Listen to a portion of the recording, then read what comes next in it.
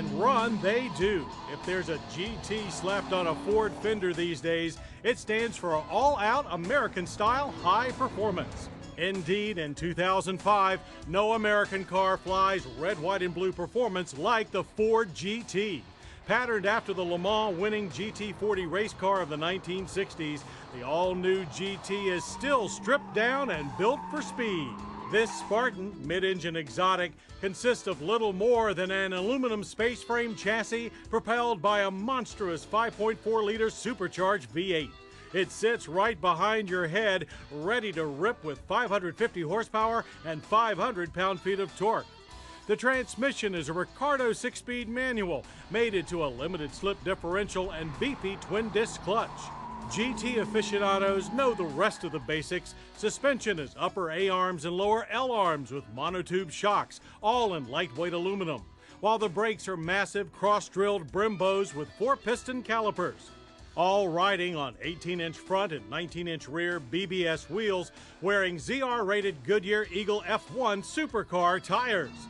It's a performance package that is anything but basic, and one that demands a chance to run, which is exactly what it did on the tight and challenging Jefferson Circuit at West Virginia's Summit Point Raceway.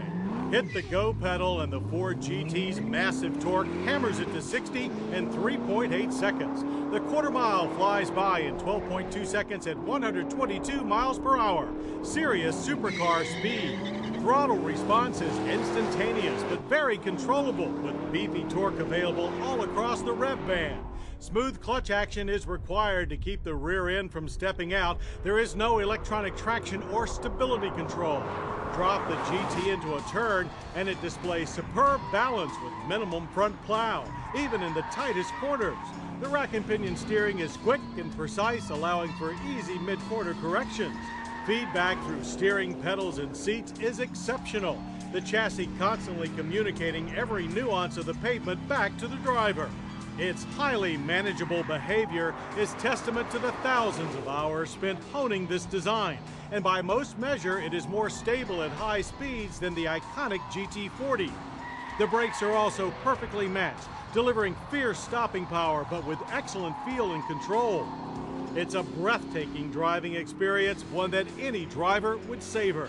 But with a manufacturer's suggested retail price of $143,345 and real-world prices sometimes pushing $250,000, only a few will ever get that privilege. It was a thrill equal to the best European exotics and then some. Fortunately, there is another GT that is much more affordable, the Mustang GT. From our earlier test, it's clear that the all-new 2005 Mustang GT offers more of everything that we've always savored in America's original pony car. And that includes the return of something that we've really missed, namely the classic Mustang long hood styling. Those classic looks are wrapped around a tight new chassis that offers both modern levels of rigidity and a multi-link update of Mustang's traditional solid axle rear suspension. And in true GT fashion, a big V8 engine. But here too, Detroit iron has evolved with the times. It's a 3-valve per cylinder version of Ford's 4.6-liter all-aluminum twin-cam V8. It's not the GT supercharged monster, but with 300 horsepower and 320 pound-feet of torque on tap, it's still serious American muscle. Manual and automatic transmissions are available, both with 5 speeds. We naturally gravitated to the manual. And that's the combination that we use to put the Mustang GT through its track-style paces at Savannah, Georgia's 2-mile Roebling Road Raceway. To say that we had a blast is an understatement.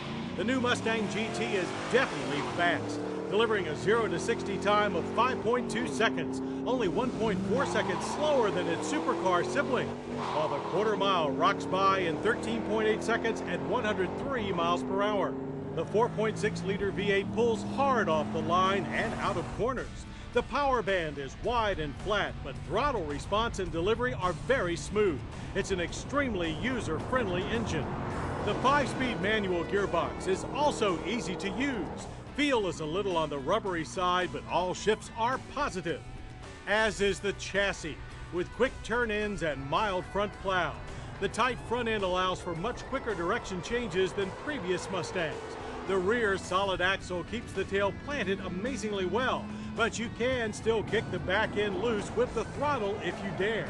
Nosedive and lateral roll are very well contained, yet the firm suspension is much more compliant than that of earlier Mustang GTs. It maintains the solid feel of a proper muscle car, but it's also the most nimble, tossable chassis to ever wear the Mustang GT label. Pretty impressive for a performance car that only costs $25,640. It is a GT bargain.